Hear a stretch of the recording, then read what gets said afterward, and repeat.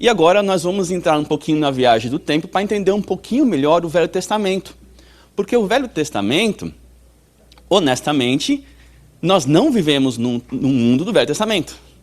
Pouquíssimas coisas que nós vivemos hoje têm igualdade ao Velho Testamento. E algumas vezes a gente perde assim, oportunidade de aprender mais sobre a grandiosidade de Deus. Desculpa, gente, algumas vezes o português ainda dá umas falhas. Né? Vamos lá, então.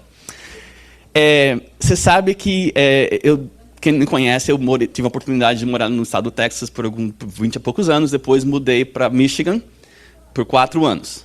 Né? Aí eu vim aqui para a Califórnia, né? Eu nunca imaginaria que ia morar na Califórnia, mas de jeito nenhum. Tá? Por quê? Não, eu vou explicar para vocês para entender aqui o meu ponto. Deus tem um senso de humor muito grande, né? Mas por quê? Porque quando eu morei lá em Michigan, lá na Andrews, tem um termo que fala que é o gueto adventista, onde tem um monte de adventistas concentrado. E eu falei, gente, nunca mais eu vou morar num ghetto Adventist ghetto. Agora eu estou aqui perto do Loma Linda, né? Então eu falei, não, tem que ficar junto com esse povo. Vamos lá. Mas por que eu estou falando isso? Por causa que eu tinha um trabalho muito estressado no Texas, eu tirava um mês e eu ia para o Havaí descansar. Não tinha dinheiro não, eu ficava acampando lá na praia mesmo e ficava lá, não tinha dinheiro não, porque lá o pessoal é o Brasil, né? O Brasil. E vivendo nesses lugares, eu percebi como a América é diferente. A América não é igual. Uma vez, a primeira coisa, e a Julie lembra disso, né? Como o estado do Texas é um estado novo, muito novo, Dallas é uma cidade muito nova. Tudo é novo, tudo é bonito. Por quê? Porque tudo é novo, não é porque tem mais dinheiro, é porque foi feito agora. Você entendeu? Então, tudo que você vê assim, nossa, que cidade bonita. Sim, porque tudo foi feito agora. E outra coisa, como tem tornado toda hora, tudo tem que ficar reconstruindo toda hora também. Vocês não têm aqui isso. Né? Então, o Júlio, quando chegou lá, falou, nossa, que apartamentos bonitos. Eu falei, sim, mas é porque foi construído 5 anos atrás. Eu não posso comparar com o apartamento aqui de Riverside, construído 40 anos atrás. Então, quando eu cheguei aqui, eu falei, Julie, mas por que tudo é feio, velho? Não sou assim, né? Mas não é que eu estava assim, foi a primeira impressão. Por quê? Porque o mundo que eu vivi no Texas é um mundo novo. E quando eu cheguei em Chicago, então, eu levei meus pais de Chicago, falei, nossa, isso daqui é igual pior que São Paulo, cheio de buraco, tudo com ferrugem. Falei, que não é a América. Meus pais falaram isso, aqui não é a América, não pode ser. Por quê? Porque meus pais só conheciam a América do Texas. Né? Uma coisa que eu tenho aprendido aqui, que eu acho interessante, a gente vai aprendendo. E é interessante ter essa flexibilidade de entender como as pessoas vivem diferente, como existem mundos diferentes dentro de um próprio país. Né? Esse negócio, hoje eu entendo por que a Califórnia tem tantas leis para proteger a natureza. Porque aqui, todo lugar tem natureza bonita. No estado do Texas, não tem. Então, pode derrubar tudo e construir. Porque não tem oceano, não tem árvores, não tem frutas, é deserto. Então, é uma cultura diferente. Por quê? Porque a cultura do local é o que define o estilo de vida. Você não está falando? Então, no Velho Testamento, existe uma palavra, e eu tentei traduzir ela da melhor maneira possível, e talvez vocês podem me ajudar aqui, que vai ajudar a gente a entender melhor o Velho Testamento, que é a palavra... Desculpa aqui. Talvez eu desliguei. Ok, que é a sua cosmovisão. Tá? Eu sei que a palavra cosmo algumas vezes dá uma ênfase meio assim mágica, mas não é assim. A sua cosmovisão, que é o seu worldview, ela define como você vive a sua vida. Ela define como você pensa, como você vê, né? Ela é um conjunto de crenças e valores que moldam como alguém vê e entende o mundo. Um sinônimo de cosmovisão seria o seu paradigma e a sua concepção do mundo. Então, onde você cresce, onde você nasce, o seu ambiente define o que você acha que como o mundo deve ser. Né? Ainda não faz 28 anos que eu não voltei para o Brasil. A Julie fala, quando você voltar, você vai ver a grande diferença. Por quê? Porque a minha cosmovisão está aqui dos Estados Unidos. Quando chegar lá, né, eu vou falar, nossa, é diferente. Por quê? Porque meu cérebro vai falar assim, mas assim não é normal, isso aqui não é certo. Porque a minha cosmovisão influencia.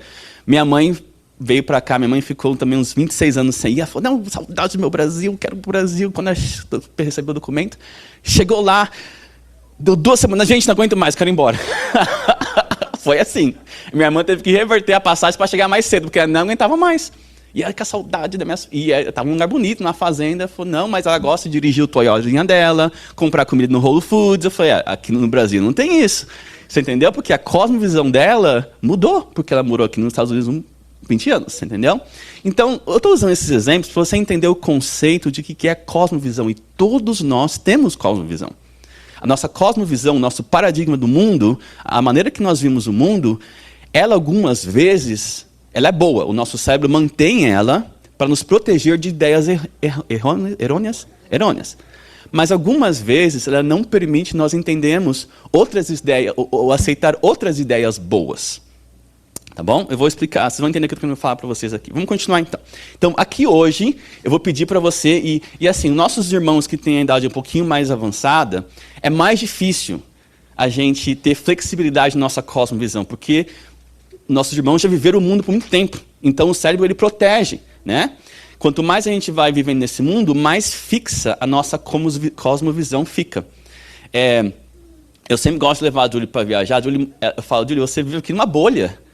Né? E a gente viajando, você fala, nossa, mas é assim? Eu falei, mas é assim mesmo. A América tem outras coisas, né? Esse dia eu estava falando para ela que no Texas, que é normal, né? Todo mundo carrega arma, é uma coisa muito normal. Nos carros é muito normal, porque é uma cosmovisão, é um estilo de vida. Então você entende o ponto, né? Vamos lá então. Então hoje aqui eu vou pedir para você, talvez você cresceu na igreja, escutou as histórias do Velho Testamento, você estudou, você fez, né? E a gente acostumou e aceitou uma maneira que a Bíblia foi ensinada. Nós temos que entender que a nossa cosmovisão, que somos brasileiros, por muitos anos um país que tinha uma grande influência da Igreja Católica, tá bom? Hoje tem mais uma influência mais da Igreja Protestante, né? Mudou um pouco esse domínio, não é assim 100%, mas é mais dividida. Mas no passado era mais um mundo um pouquinho mais influência católica, certo? Então nós temos uma cosmovisão baseada da onde que vivemos. Mas vamos lá então. Vamos entender um pouquinho então o que é a cosmovisão ocidental, onde que nós vivemos hoje, tá? Que é o foco no indivíduo, tá bom? A ênfase na razão e na lógica, tá bom? Separação entre o natural e o sobrenatural. Deixa eu explicar aqui para você como que é importante. Eu quero que você foca isso daqui, porque na Bíblia tem muito isso, tá? Nós vivemos aqui no mundo ocidental, onde que a separação entre o natural e o sobrenatural é muito grande. Nós não vivemos nosso dia a dia pensando no sobrenatural, tá? E só para você entender um pouquinho o exemplo. Quando eu cheguei no seminário, tinha gente do mundo todo, certo? Gente estudando teologia do mundo todo. Eu cresci numa igreja no Brasil, uma igreja que tem uma condição financeira mais pobre. Então, e tinha muita gente que via da religião africana. Então, na igreja tinha muita gente que tinha possessão dentro da igreja, era muito comum. Né? Meu pai ajudava essas pessoas, minha mãe também. Então, eu fui exposto a umas coisas mais sobrenaturais. Pessoas voando, pessoas jogando pessoas para o lado, pessoas congelando. A gente via essas coisas, era comum. E até quando meu pai estava falecendo, eu conversei com ele. Eu falei, nossa, eu lembro de todas essas coisas. Ele falou, entendeu? Porque não fazia sentido para mim. Com 10, 12 anos, eu não via essas coisas. Então, a minha concepção sobrenatural, ela é um pouquinho diferente de uma pessoa que não teve isso. Então, quando eu cheguei no seminário, e a gente está falando sobre classe de missão, quando você sai aqui dos Estados Unidos, vai lá para um país bem assim, pequeno, que você nem escutou da África, onde que é muito normal ter aparições, ter presenças sobrenaturais, as pessoas falam, não. Muitos adventistas falavam, adventistas que desse lado do mundo, falavam, isso é mentira, isso não existe. Por quê? Porque não estão acostumados. Nunca foram expostos. Então, a nossa cosmovisão ocidental não aceita muito a presença do sobrenatural. Quando como falam classes sobre missão e sobre como lidar com uma pessoa que está possuída, alguns alunos falavam, eu não acredito, eu acho que isso é um problema mental, é um problema de saúde mental. Por quê? Porque nunca foi exposto. Você entendeu? Então, a nossa cosmovisão, algumas vezes, bloqueia a gente entender a separação entre o mundo, né? O que é o mundo, a conexão do mundo natural e o sobrenatural, porque na cosmovisão ocidental nós não aceitamos isso, tá bom? E também nós temos hoje tendência ao secularismo, tá? E as busca por sempre ter busca de explicações científicas. E agora a gente vai ler, imagine, nós queremos ler o Velho Testamento, só que nós temos essa cosmovisão. É difícil. Muitas coisas não faz sentido, ou muitas coisas não tem como nós imaginarmos como aconteceu, ou como reviver aquilo. né? E vamos fazer uma comparação, olha que interessante. Nós entendemos agora a cosmovisão ocidental, vamos entender um pouquinho a cosmovisão do Velho Testamento, né? Deus e deuses, tá? A gente já fala sobre isso. Era Deus presente e era deuses presente também no mundo. Tá? Ativos. Nós não temos isso aqui, onde que vivemos hoje, tá? O foco era na comunidade, as famílias viviam juntos, né? Você vê lá Abraão, Ló, Isaac, Jacó, onde que a família mudava, se a família saía de uma terra, toda a família morava junto, toda a família ficava junto. Então não tinha esse negócio, você fez 21, 20 anos, casou, ou 25, 30 você casou, você mora longe da família. Não, você mora no mesmo quintal, no mesmo, né? Então era uma comunidade que sempre estavam juntos, como, né, até um pouquinho assim como beduínos, né? E a gente vai entender um pouquinho por quê. E não havia separação entre o natural e o sobrenatural. Tá bom? Muito importante lembrar disso, que a gente vai entrar agora nos textos para entender um pouquinho isso. E tudo era visto como ação direta e indireta de Deus, que é o Deus de Israel, ou dos deuses das nações ao redor. Você vê que nós não vivemos o mundo hoje desse jeito. Nós não, né? Nós que temos crença, muitas vezes nós falamos, não, isso é a vontade de Deus. Mas algumas vezes a gente não faz tudo isso todo dia. E também a gente não faz assim, uma coisa aconteceu, isso é uma vontade dos deuses que estão aí fora. Uma coisa ruim aconteceu com a gente, né? Agora a gente faz assim, algumas vezes é o inimigo que fez, algumas vezes os irmãos entendem isso. Mas não é comum nós vivermos a vida assim 100% todo o tempo. Por quê? Porque nós temos muito acesso à lógica. Naquela época não tinha a lógica, a ciência, a explicação. Era tudo que acontecia, era o Deus de Israel ou os deuses dos outros povos. Deu para entender? Então, eu queria que você, nesse momento, pensasse um pouquinho na sua cosmovisão e nós vamos focar nessa cosmovisão e nós vamos entrar agora na linha do tempo do Velho Testamento. Tá bom? E vamos lá então. A sociedade do Velho Testamento, ela era uma sociedade, e eu vou, antes de entrar aqui, eu vou falar uma coisa que, infelizmente, irmãos, algumas vezes por causa de política e as coisas que estão acontecendo no mundo, infelizmente, no estado do Texas, recentemente, tiraram muitos livros das bibliotecas. Muitos livros que realmente tinham os livros que deviam ser tirados mesmo, e tinham os livros que não deviam ser tirados, como a história de Anne Frank, a história de Rosa Parks, pessoas que fizeram atos civis para ajudar a comunidade, mas infelizmente tiraram isso falando que causa separação. E uma pessoa um dia falou assim, nós queremos proteger nossas crianças e nossos jovens desses livros que vocês falam que são violentos, mas e a Bíblia? Olha o Velho Testamento. E esse argumento que essa pessoa fez não estava incorreto. O Velho Testamento, irmãos, e algumas vezes, e não quero aqui ofender ninguém, mas o fato é que o Velho Testamento, ele é violento. Ele tem muita coisa forte. E também coisa sexual. Isso não estou descredibilizando a Bíblia, tá? Porque é muito importante nós entendermos o seguinte, só porque está escrito na Bíblia, eu vou repetir isso, só porque está escrito na Bíblia não quer dizer que Deus permitiu. Lembre disso, cada vez que você lê a Bíblia, você fala assim, mas daqui não foi certo. Só porque está escrito na Bíblia não foi porque Deus permitiu acontecer. Foi uma escolha do ser humano. Mas Deus não aprovou. Deus não aprovou. Um exemplo, Davi, com as suas matanças, né, matou milhares e milhares, Deus não aprovou. E é que Deus depois falou para ele, olha, você não vai poder construir o templo porque sua mão está cheia de sangue. Você entendeu? Então, algumas vezes, porque a Bíblia é um livro santo, nós criamos uma confusão de que tudo está na Bíblia, todas as histórias é mensagem de santidade. Não é.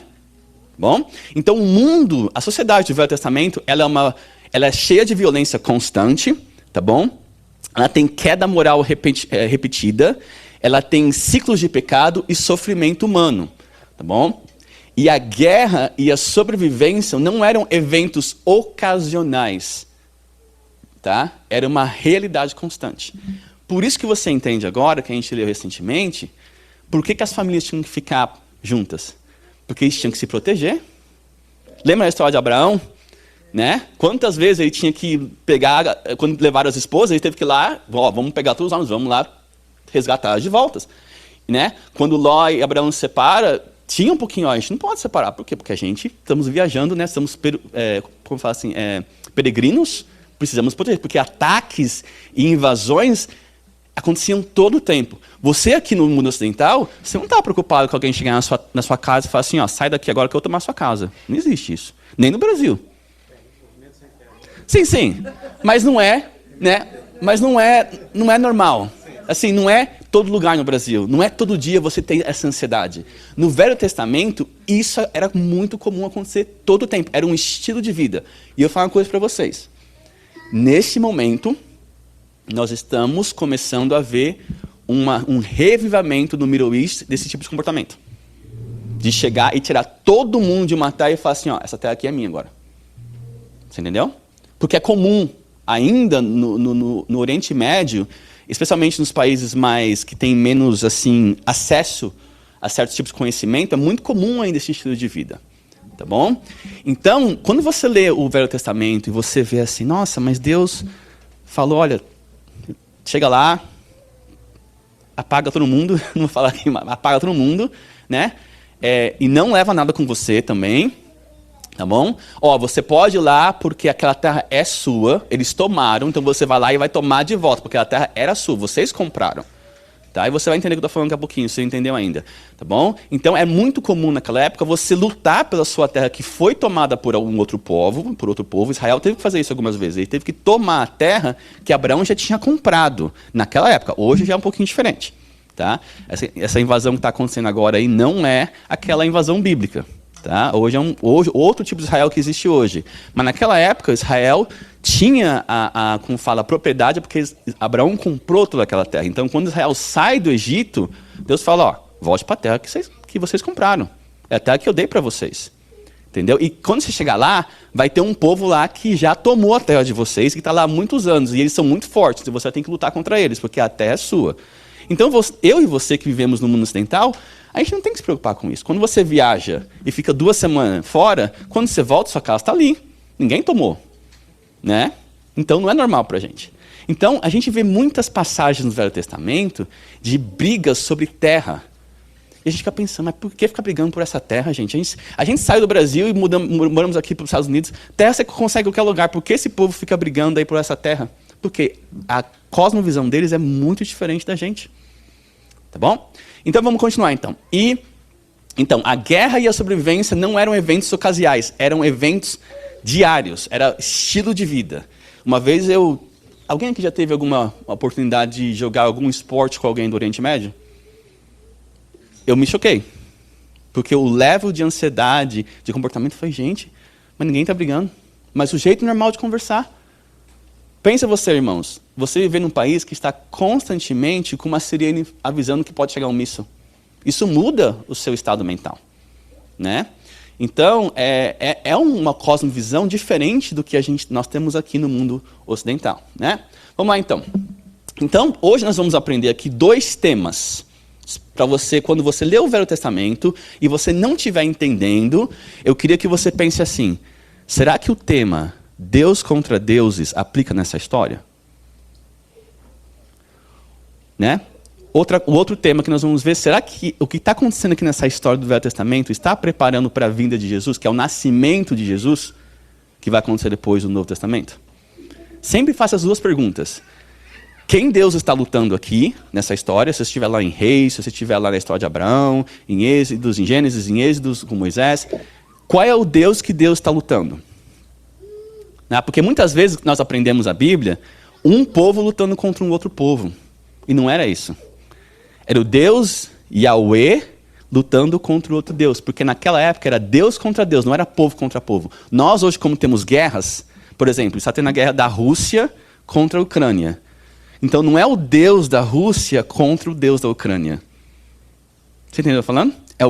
É o presidente da Rússia contra os presidentes da Ucrânia. Naquela época, quando você lê a Bíblia e vê as guerras do Velho Testamento, é Deus e Yahweh lutando para provar que o Deus daquele outro povo não é o Deus correto. O Deus Yahweh que é o Deus correto.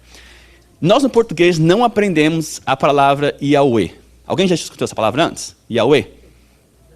Tá, poucas pessoas. Vou explicar para vocês aqui. No português, houve um probleminha de tradução. Tá. Yahweh no português normalmente sai a palavra como Senhor, tá? Mas Yahweh é literalmente o nome de Deus, no hebraico. Tá? Então, quando a gente fala assim, porque Senhor, ele é um título, né, no português, certo? Não é né, o Senhor dos Anéis, o Senhor da Bíblia, o Senhor, né, tem todos esses nomes. Yahweh, no Novo Testamento, é o Deus eu sou. É o nome dele. Tá? Nós vemos dois nomes, isso eu estou explicando aqui porque vocês vão entender daqui a um pouquinho mais sobre isso. Nós temos dois nomes muito interessantes no Velho Testamento, que isso vai ajudar você algumas vezes a entender. O Elohim, que é o Deus criador, que o Elohim é o Deus triuno. Porque Elohim, lá no verso 1, Gênesis 1. Né? Alguém lê para mim Gênesis 1 em português? Rapidinho, pode abrir Gênesis 1. Não, Gênesis 1, desculpa. Gênesis 1, pode ser. Uhum. 1. Criou Deus. Não fala criou deuses. No Elohim é Deus. É Deus plural. Aí fala Deus. Elohim é Deus, Pai, Filho e Espírito Santo. A trindade. Então, Elohim é uma palavra em hebraico plural, descrevendo a trindade fazendo a criação. No português, a palavra Deus, infelizmente, ela não mostra uma trindade, né? É Deus. Em inglês também não. Mas Elohim é em plural. Né? Yahweh, aí é o Deus Pai. Yahweh. E nós vamos aprender depois Jesus, que é o Deus Salvador. Yoshua, Deus Salvador. Né? É interessante como a língua faz uma diferença algumas vezes, nós entendemos. Né? E eu não estou aqui querendo, não é para a gente aprender hebraico hoje, mas é uma coisa que a gente vê como que Deus foi assim, tinha uma intenção muito profunda de se revelar para o seu povo. Eu sou Yahweh, e nós, a Trindade, que é o Elohim, vamos criar um mundo para você. E no Velho Testamento, Yahweh, que é o Deus Pai, começa a se revelar para o mundo. E ele mostrando que ele é o Deus verdadeiro. E ele começa a lutar contra todos esses deuses que existiam naquela época. Tá bom? Agora, quem são... Desculpa aqui. Tá? Olha aqui, Elohim que a gente falou, né? Que eu vou falar para você, não se esqueça disso, que não havia separação entre o natural e o sobrenatural. Você sabia que você usa uma palavra em hebraico, se você não sabia que era hebraico? A palavra aleluia. Aleluia não é português. Sabia disso, não? Vamos aprender, então. Olha aqui, ó. Yahweh é Deus, tá? Aqui está o hebraico, a versão do Yahweh, tá? Aqui é uma versão, como fala, ocidental. Nós colocamos as nossas letras, nosso vocabulário. E a forma curta é essa aqui, ó, Yah. Tá? É uma forma curta de falar a palavra Yahweh. Então, Yah. Então, a palavra aleluia, alelu, que é cantar louvores, a Yah. Então, aleluia. Quando você fala aleluia, você está falando a palavra hebraica que se diz aleluia, cante louvores a Yahweh. Você sabia disso? Ou você está aprendendo uma palavra em hebraico. Então, quando você fala assim, aleluia, sempre lembre isso, significa cante louvores a Yahweh, que é o Deus Criador, que é o Deus, né? Vamos continuar, então. Só queria aqui deixar para a gente aprender um pouquinho mais quando a gente vê a Bíblia. Vamos lá, então. Eu mostrei aqui para vocês, olha quantos deuses existiam no Velho Testamento. Eu não sei se tem como vocês ver, eu consegui imprimir um pouquinho aqui. Pode passar para mim, já passando aqui. Dá essa aqui para quem quiser ver um pouquinho mais de perto. São duas iguais. Pode passar ali. Aí são uma quick review, né, de quantos deuses, e eu depois adicionei aqui, só no Egito, tinha todos esses deuses aqui da parte de baixo, aqui, olha. Então, o povo de Israel, o mundo que eles viviam, irmãos, era lotado de deuses em todo lugar. E nós não vivemos nesse mundo hoje. Então, quando nós lemos as histórias do Velho Testamento, é muito importante nós entender que existia deuses fazendo coisas todo o tempo. Lembra, vamos participar aqui. Quem lembra de alguma história que algum deus pagão fez um milagre no Velho Testamento?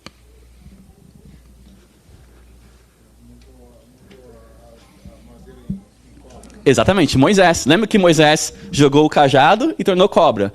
E foram lá os magos, os mágicos, e fizeram a mesma coisa. Né? Alguém lembra de outro? Outro milagre no Velho Testamento. Não tem problema se lembrar. Algum outro milagre que os deuses pagãos fizeram? Água em sangue. Quando Moisés tocou lá... Oi? No Egito. Porque o Egito realmente era um centro de deuses. Agora a pergunta é, quem eram esses deuses? Anjos caídos. Já percebeu que nós não vivemos num mundo assim? Você vive aí vendo esses milagres acontecendo? Então, algumas vezes é difícil entender. Eu leio a história, mas era um mundo totalmente dominado por deuses. Outro exemplo. Como fala? Esqueci a palavra. A pessoa que chamou o espírito de Samuel, de Endor. Feiticeira. A feiticeira, desculpa, é isso mesmo. A feiticeira, ela usou o poder de um deus pagão, porque ela realmente chamou um espírito, realmente falou que era Samuel, né? E falou para o rei Saul, você me acordou. Aquilo ali era uma revelação dos deuses daquela época.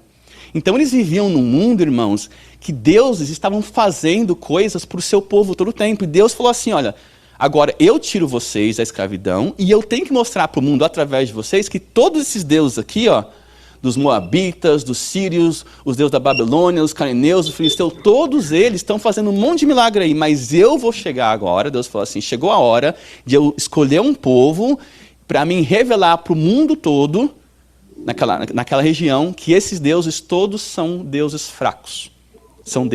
Não são deuses de verdade. Tá bom? E outra coisa também, irmãos, esses deuses aqui, quando você lê as histórias sobre as guerras do povo de Israel contra esses povos aqui, que todo Israel lutou quase todos eles, muitos deles requeriam muitas ações, vou falar a palavra, mas nojentas, de worship. Era orgias, sacrifício de crianças, era muito comum. Então era um mundo totalmente dominado pelo paganismo. E era comum. Lembra que nós falamos que o sobrenatural era em todo lugar. Então, quando você lê o Velho Testamento, e você vê que Deus fala assim, quando você lutar contra esse povo aí, você tem que destruir tudo. Porque senão eles vão infectar vocês, vão trazer tudo esse tipo de comportamento, eles vão trazer e vão, influenciar vocês. Então, algumas vezes a gente pensa assim, é uma pergunta muito comum, por que Deus mandou? Existe essa pergunta, porque lembra, nós vivemos na cosmovisão da razão. E a gente sempre pergunta, por que tem aquelas histórias que Deus manda matar até as crianças? Alguém já escutou essa pergunta antes? Você já teve essa pergunta antes? Porque é injusto. Mas nós estamos fazendo a nossa pergunta na nossa cosmovisão, no mundo ocidental, que matar a criança é uma coisa horrível.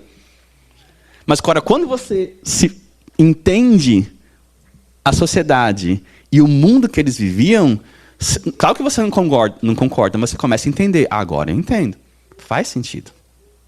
Bom, vamos continuar então. Ele colocou aqui, foi mal, obrigado. Ele colocou aqui para ficar melhor, tá vendo? Então tinha Deus da tempestade, Deus da fertilidade, Deus do amor, Deus das moscas, Deus o peixe, a fertilidade, tem tudo isso. Deus do sacrifício de crianças, né? A gente vê aqui, vocês viram aqui, né? Então, olha aqui o povo do Egito. O povo do Egito tinha mais. Vamos voltar então um pouco, vamos contar um pouquinho a história do Egito. O povo sai do Egito, certo? E aí eles chegam lá no Monte Sinai. E o que eles fazem? Quando Moisés vai lá e sobe, quando Moisés volta, acontece lá? Um bezerro. Por que você acha que eles fizeram isso, irmãos? Você entende isso? Algumas vezes a gente fala assim, é que o povo realmente não tinha nenhuma fé. Tudo bem, o povo realmente tinha um problema de fé, mas eles estavam influenciados pelo mundo que eles viviam, especialmente que eles viviam naquele mundo 400 anos. Os pais que estão aqui, que têm os filhos que estão crescendo nos Estados Unidos, você está vendo como existem umas coisinhas que seu filho está aprendendo que não é a maneira que você aprendeu quando você cresceu no Brasil? O mundo que as crianças nascem, ela tem influência, o jeito de falar, né? O tipo de comportamento. Por exemplo, eu vejo muito comum nos homens que tem... Não, meu filho vai jogar futebol, né? Mas no Brasil a gente crescia jogando futebol, já nascia no sangue. E as crianças aqui, eu vi uns jovens aqui, é um pé de pau, né? A gente fala, nossa, gente, não tem nem um sangue brasileiro de jogar futebol. Você entendeu? Mas é um exemplo assim, mas já vi isso. Você entendeu? Porque nós crescemos no Brasil jogando na rua, desde criança com 5 anos de idade, cortando o dedão do pé, saindo daquele, né? Todo mundo cortou o dedão do pé aqui, né? Era comum. Você entendeu?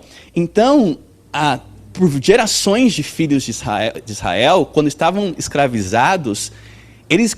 E eu pensa bem, gente. Você acha que é fácil você morar 400 anos sendo abusado fisicamente e emocionalmente e viver num lugar em que você é ensinado a estar orando todos os deuses, fazendo sacrifícios, e agora, do nada, você vai esquecer tudo. Tinha algumas pessoas, pouquíssimas pessoas, que mantiveram a fé em Deus. A maioria, Deus falou, olha, não vai dar. Oi, pode falar. Sim, claro, pode falar. Esse ano, Uhum. o Estado americano, Aham, sim. está comemorando 250 anos. Sim. E eles viveram há 400. Imagina, né? Uma boa perspectiva, né? Então, eles fizeram o que estavam naturalmente na concepção deles do mundo. Agora, só para você entender uma coisa. A estátua de Bezerra que eles fizeram não foi para um deus pagão. Eles estavam querendo fazer isso para o deus Yahweh. Tá bom? A gente aprende algumas vezes que eles estavam fazendo uma estátua de bezerro e a gente acha que foi para um deus pagão. Eles queriam criar algum tipo de imagem para o deus Yahweh.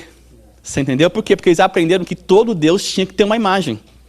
Então, quando Moisés desce lá do Monte Sinai, eles falam, olha, a gente fez um bezerro para o Deus Yahweh, mas está lá no... Tirou do Egito, né? Exatamente, o Deus que tirou do Egito, né? O Deus que tirou do Egito. E Deus fala, não, mas tudo bem, Moisés jogou lá, Moisés foi um pouquinho, né? Mas eles estavam fazendo o que eles estavam acostumados, era a cosmovisão da vida deles. Todo Deus tinha que ter um ídolo para se representar. Você entende agora um pouquinho? Eu espero que isso ajude um pouquinho a entender mais assim o mundo do Velho Testamento, tá bom? Vamos continuar então.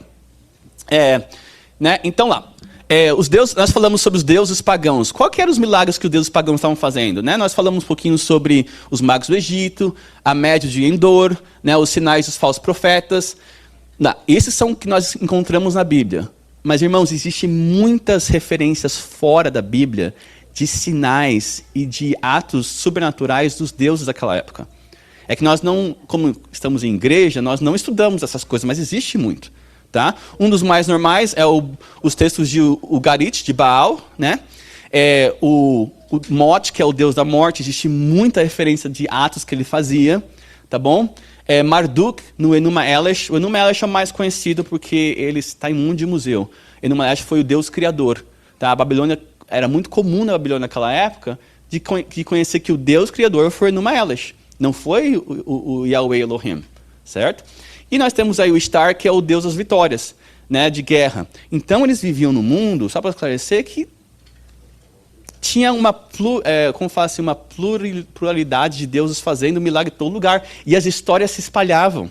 Lembra quando você lia o Velho Testamento, você escutava assim, Israel ganhou aquela vitória, e aquelas pessoas que perderam falavam assim, realmente o Deus de Israel é o Deus verdadeiro. Lembra de escutar essa passagem várias vezes? Por quê? Porque lembra que eu falei para você, era o Deus Yahweh mostrando para os outros mundos que ele era o Deus verdadeiro.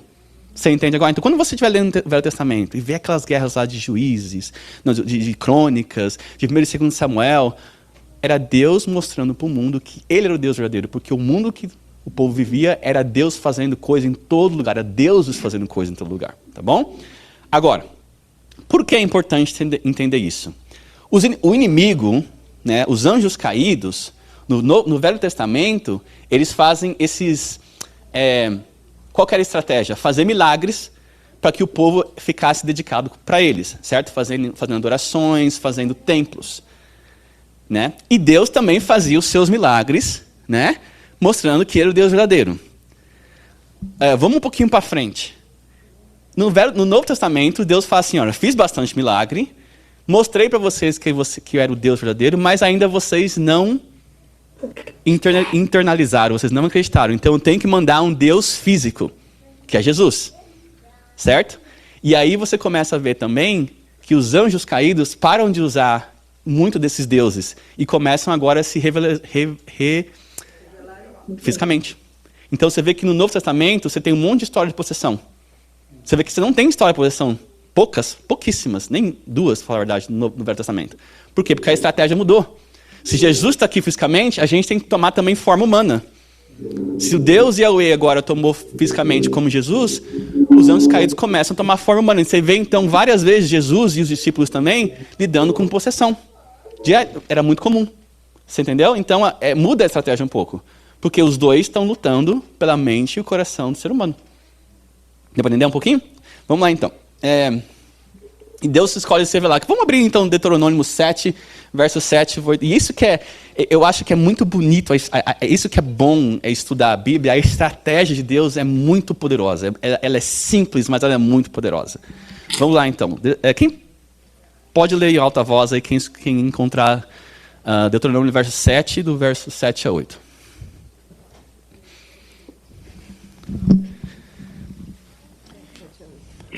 Ó Senhor, o Senhor não tomou prazer em vós, nem vos escolheu, porque a vossa multidão era mais do que todos os outros povos.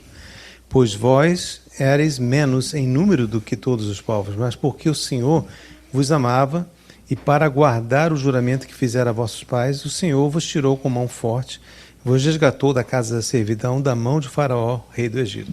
Você está vendo? Então Deus escolheu se revelar através do povo mais fraco. Então Deus, para provar que ele era o Deus mais forte, ele escolheu o povo mais fraco de toda a região. Isso é a grandeza de Deus, né? E isso nos ajuda também, porque algumas vezes a gente fica pensando na nossa vida espiritual, né? Senhor, eu quero uma coisa forte, eu quero uma presença. E muitas vezes Deus fala nas coisas pequenas.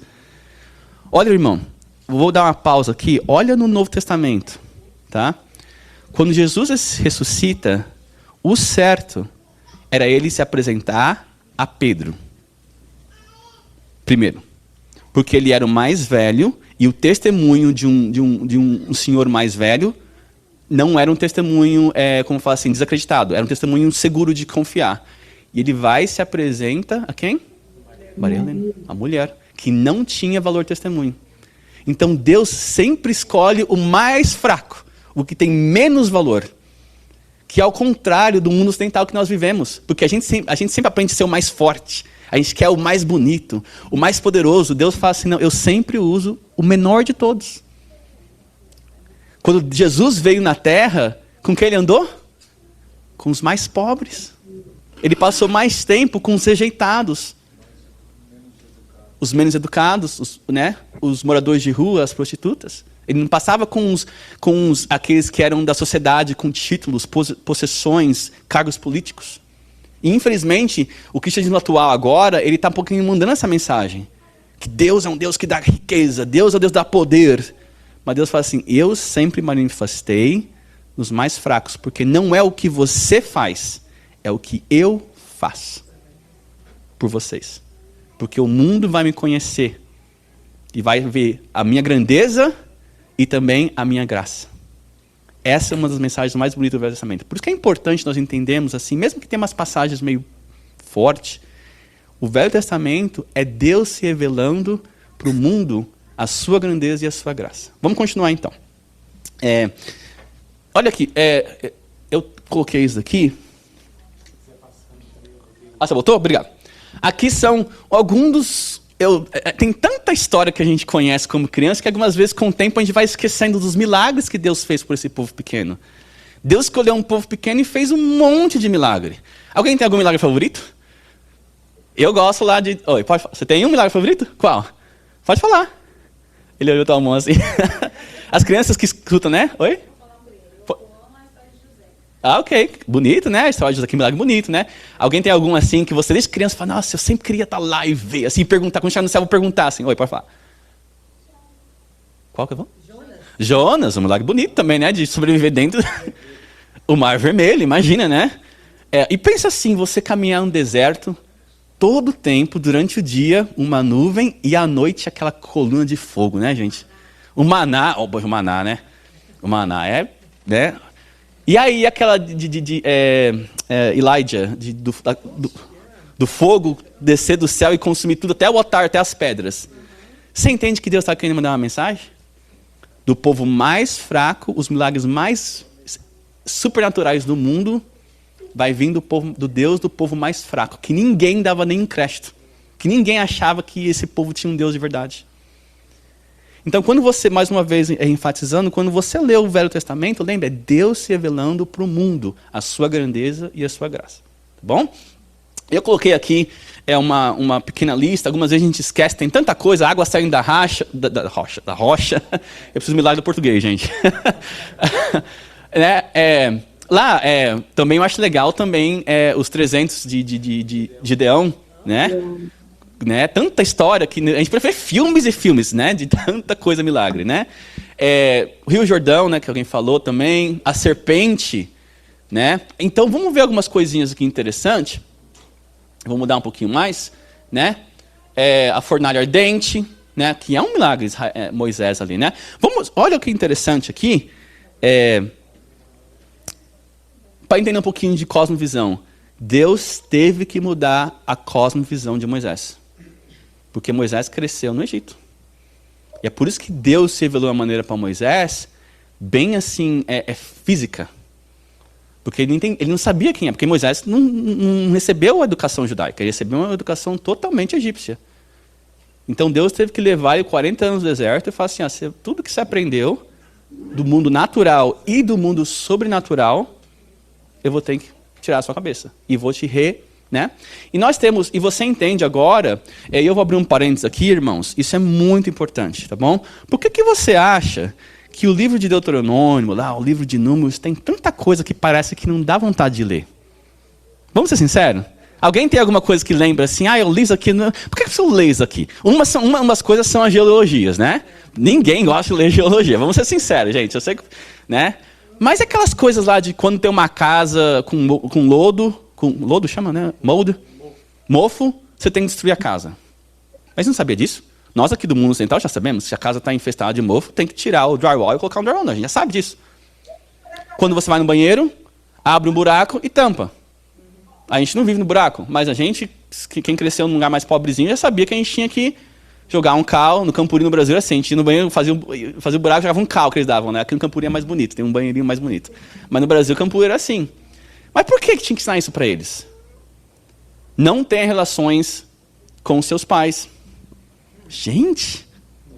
Relações físicas, sexuais com seu pai. Por que Deus tem que fazer isso na Bíblia? Pensa.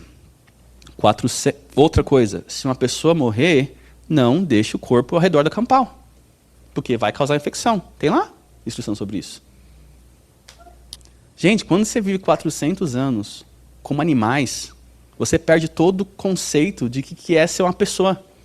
Então, Moisés teve que reeducar todo esse povo desde as coisas mais básicas que nós achamos que, que é a coisa mais que a gente aprende assim no mundo ocidental. Que a gente fala assim, para que tem que colocar isso na Bíblia?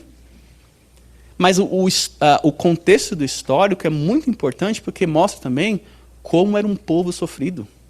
E era um povo que, e eu já falei isso também, eu já escutei muita gente falar, né? Se eu tivesse lá e tinha visto aqueles milagres, eu não ia desacreditar como eles acreditaram. Eu não ia perder a fé como eles perderam. Eu não ia deixar adorar outros deuses como eles adoraram em umas certas épocas, né? Mas era um povo que sofreu muito. E a gente não consegue entender esse sofrimento porque a gente não passou por esse sofrimento. Ellen White, quando escreveu, e não sei por que não existe esse documento em português, tá? E é muito importante nós que vivemos aqui, que crescemos no Brasil e vivemos aqui nos Estados Unidos, entender isso. Ellen White, quando ela antes de falecer, eu falei aqui antes, ela escreveu um livro, um folheto, que chama As Nossas 10 Duties. Vamos falar duties. Obrigações ao povo afro-americano. Ela escreveu esse livro. Ela falou assim, porque por 200 anos, nós tratamos eles como animais. Totalmente contra a mensagem de Cristo.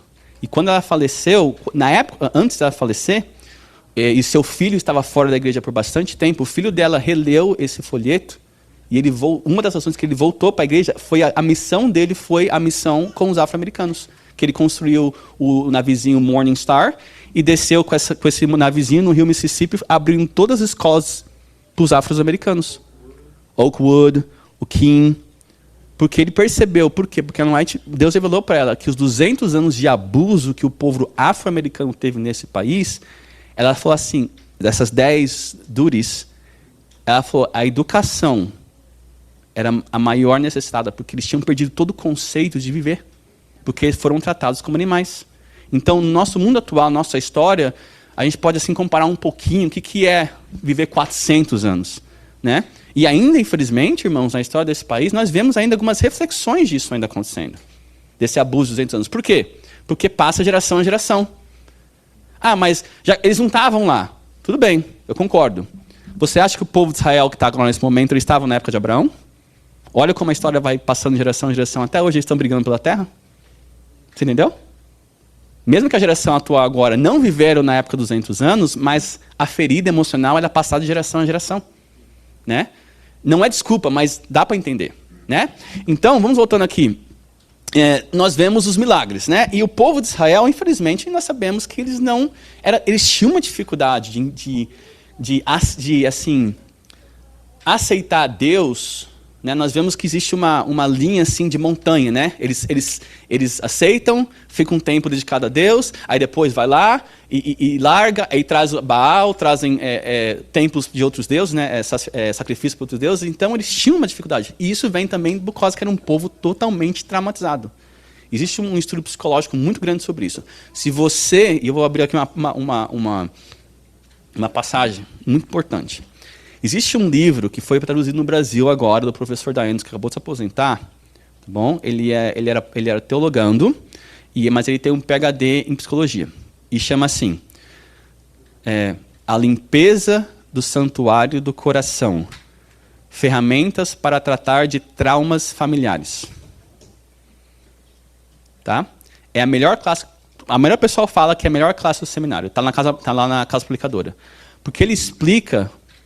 como traumas afetaram o povo de Israel e como traumas também afetam nós hoje. E vem um workbook junto que você faz para você trabalhar com os seus traumas emocionais. E me ajudou muito isso. Foi uma classe muito boa. Foi uma classe muito...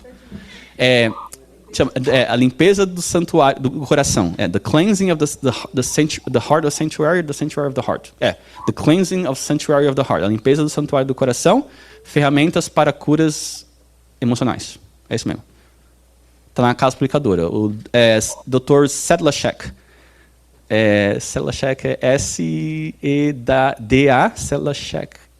Outra pessoa não lembro como que é. Mas é Dr. Sedlacek. Está lá na Casa Publicadora. Foi publicado uns 5 anos atrás. Muito bom. Na minha época, o pessoal falava, é a melhor classe seminário. Todo mundo chorava todo o tempo. Era assim, choradeira, todo mundo falando sobre os traumas.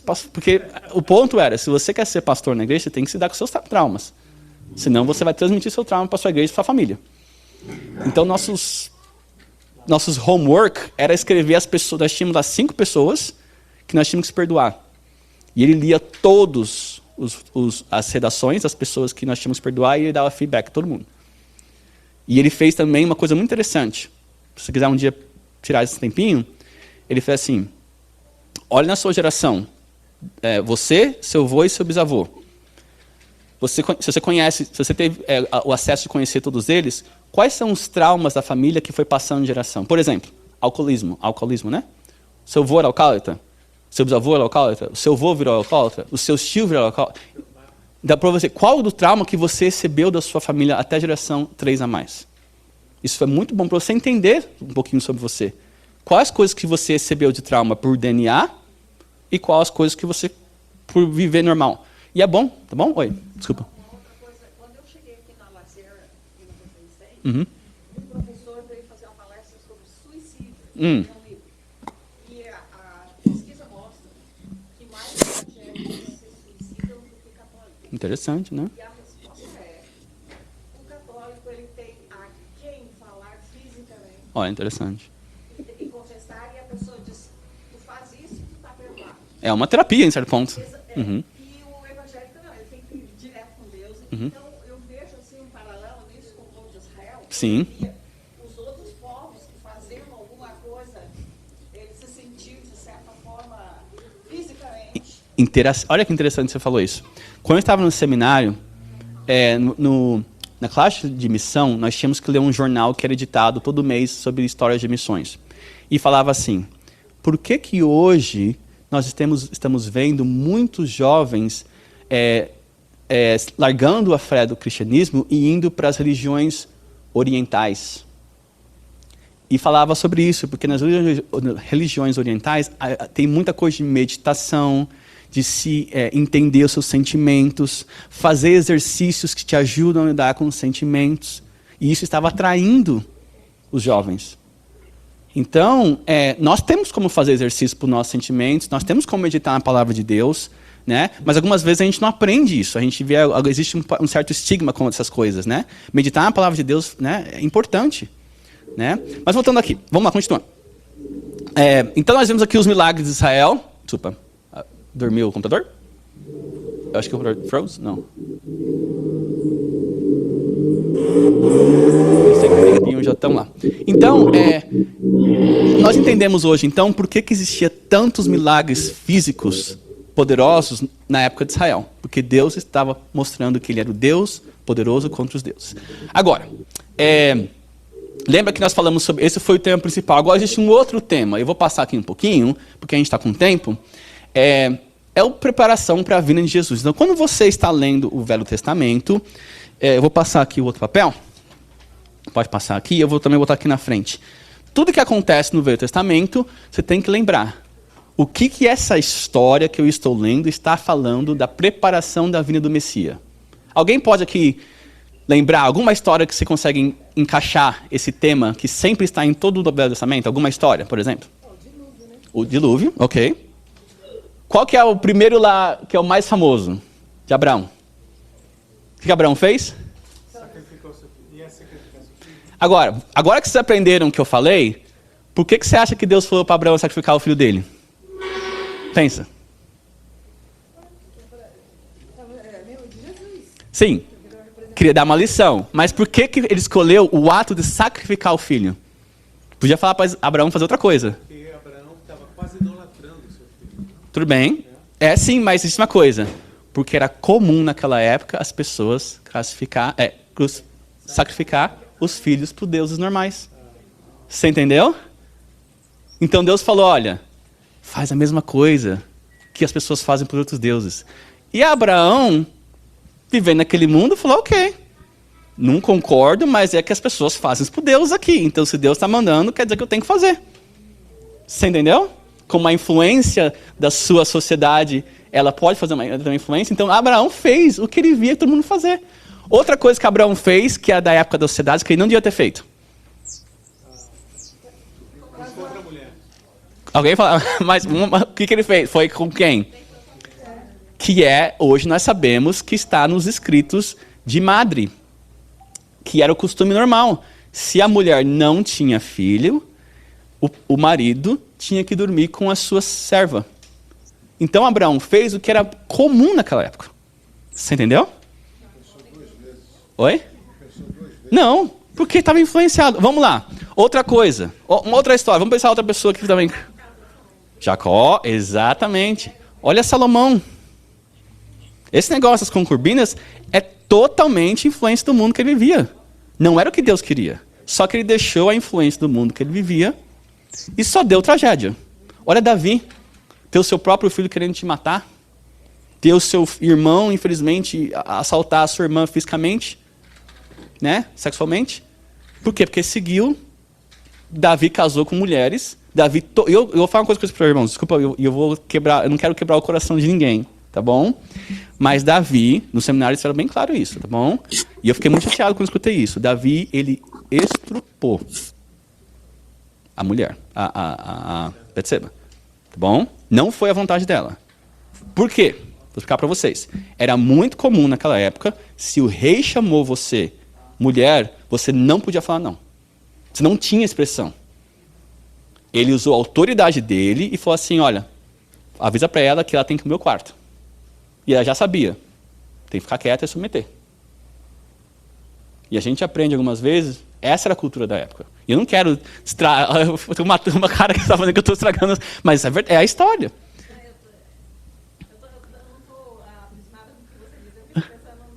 Na mulher.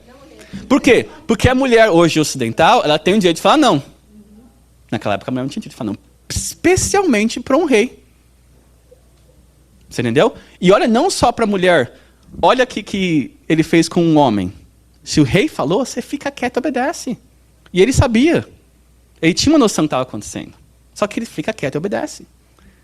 Então, mesmo que isso está na história da Bíblia, não quer dizer que foi um ato que Deus aprovou. mas Deus mostra como lição, porque houve um fruto ruim disso, mas Deus também mostrou graça para Davi, na vez que ele compôs o Salmo 51, né? Cria em mim, Deus, um coração limpo, certo? Porque ele tinha realmente se arrependido, né? Então mostra mais uma vez aí a graça de Deus. Gente, muita gente fala assim, mas o Deus do Velho Testamento não é o mesmo Deus de graça que tem no Novo Testamento. Alguém escutou isso? Mas você está entendendo como Deus mostrou mais graça, parece, que no Velho Testamento que no Novo? Porque era tanta coisa ruim que o pessoal fazia. O Deus do Velho Testamento, ele mostrava graça a todo tempo. Você entendeu? Então é por isso que a gente está passando por essa linha do tempo, para a gente entender a grandeza da mensagem do Velho Testamento, mas mais importante, o caráter e a grandeza e a graça de Deus. Tá bom? Vamos continuar então aqui, porque a gente está com o tempo meio avançado. Desculpa, gente. Vamos lá então. Eu vou passar aqui, né? Agora vem Jesus. Então, olha que interessante. Nós aprendemos sobre o Deus Yahweh, que é o Deus eu sou, né? Aleluia, lembra? Louvores a Yahweh. E o nome Jesus, que eu acho triste que traduziu em português Jesus, literalmente significa Yahweh que salva. Joshua. Joshua é salvar Yahweh. Então, é Yahweh que salva. Então, Yahweh que estava no Velho Testamento, que é Yahweh que é criador, agora, o Yahweh que veio criador, agora ele vem fiscalmente para salvar. Então, o nome Jesus não é um nome comum. É literalmente Yahweh que salva. Tá bom? Então, vamos continuar então aqui. E olha aqui. Quais são as... vou passar um pouquinho mais aqui. Nós temos aqui vários exemplos, né, da vinda de Jesus, que Yahweh estava vindo para salvar. Nós vimos aí o sacrifício de Abraão, nós temos aí a escada de Jacó, porque Jesus é o quê? O caminho e a verdade e a Bíblia. O maná, que é maná, Jesus é o quê? Pão da vida. Então era várias vezes eu falando só, Yahweh está vindo, Yahweh está vindo, Yahweh é o caminho, Yahweh é o pão. Você entende? Yahweh é o Cordeiro de Deus, né, que vem lá no sistema de sacrifício. A serpente de bronze, até aquela história tão pesada, Yahweh cura, Yahweh traz vida. Então, eram várias mensagens de Deus falando, olha, Yahweh está chegando, Yahweh vai chegar e vai salvar. Então, quando você vê essas histórias, como eu falei hoje no comecinho, os dois temas, como Deus está mostrando que Ele é verdadeiro e que Ele é o maior Deus, e como Deus está preparando para a chegada de Jesus. Tá bom? Aí temos Ruth, até Boaz, que é o homem lá, o resgatador. Olha que bonita história romântica, né? Olha, e olha, vocês sabiam, gente, que eu fiquei muito chateado quando aprendi isso também. Eu falei, gente, não pode ser. Aí eu fui lá e ver. O livro de Esther não menciona o nome de Deus nenhuma vez? Para muitos crentes estudiosos, o livro de Esther não devia estar na Bíblia, porque não existe o nome de Deus nenhuma vez. Mas qual que é a mensagem de Esther? Deus salva. Né? Nós temos lá Deus, a intercessão de uma pessoa para salvar um povo todo, que é mais uma, nós chamamos de foreshadow, né? Mais uma indicação que estava para acontecer. Então, quando você lê no Velho Testamento, sempre vê essas histórias, né? Qual que é a mensagem aqui que está apontando para a vinda de Cristo? Até o rei Davi, safadão lá, mas Deus está falando, era o rei na qual, né, do fruto dele, da descendência dele, vai vir um Salvador. Né? E olha que interessante, você já lembrou ali em Mateus 1? Alguém lembra como Mateus 1 começa? Com aquela genealogia todinha. Você já estudou aquela genealogia? É muita gente ruim. Prostituta, é muita gente ruim. Mas ali Deus fala assim, ó, dessa galera aqui vai vir um Salvador do mundo. Desse povo aqui, Yahweh vai chegar para salvar. Que é o Yeshua Jesus. Tá bom? Então, quando você estiver lendo, lembre disso, tá bom? E nós vamos aqui continuar, que estamos quase terminando. Então, temos aqui várias maneiras, né? De Isaías, Lamentações, Ezequiel, Daniel, né? Temos várias... se você quiser, eu tenho em casa, eu posso até imprimir para vocês e dar para você quiser fazer um estudo no Velho Testamento.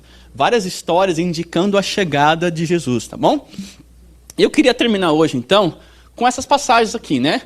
Alguém pode ler? Eu queria que 3 pessoas que pudessem ler para mim. Vamos lá, então. Alguém pode ler Isaías 1:18? Alguém pode ler aí Êxodo 34, 6 e 7? E a última pessoa que lê Romanos 5 e 20. Quem quiser, por favor. A Nery vai fazer Isaías 1:18. Vinde então e raciocinemos juntos, ou razoemos juntos, diz o Senhor, ainda que os vossos pecados sejam como a escarlata, eles se tornarão brancos como a neve, ainda que sejam vermelhos como o carmesim, se tornarão como a lã branca. Amém. Alguém tem aí Êxodo 34, 6 e 7? Aquela irmã ali atrás, pode levar para ela ali?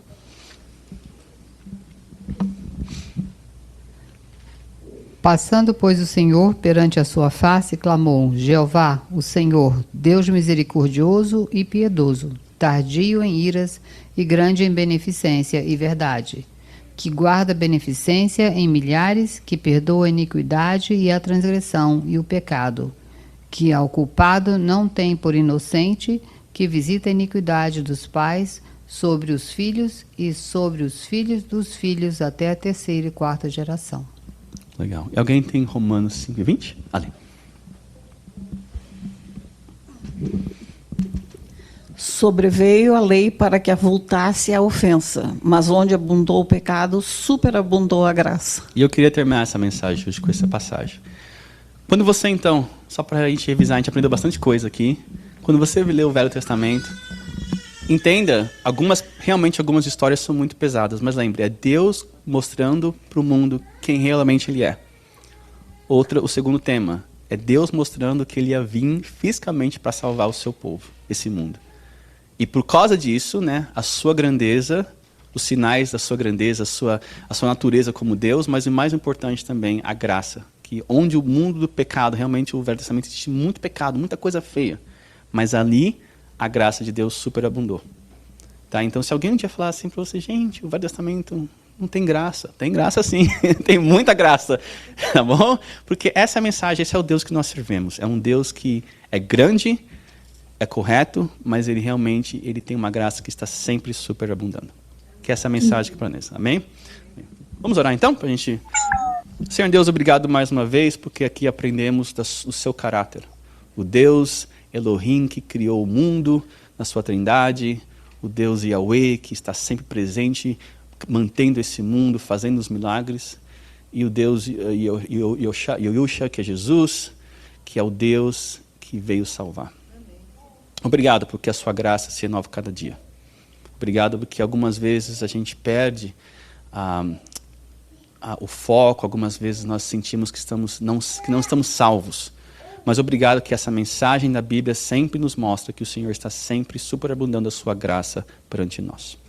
Que seja com as famílias aqui, ao voltarmos para casa, podemos realmente descansar e desconectar desse mundo e renovar as nossas conexões contigo, com os nossos amigos e familiares. Em nome de Jesus. Amém.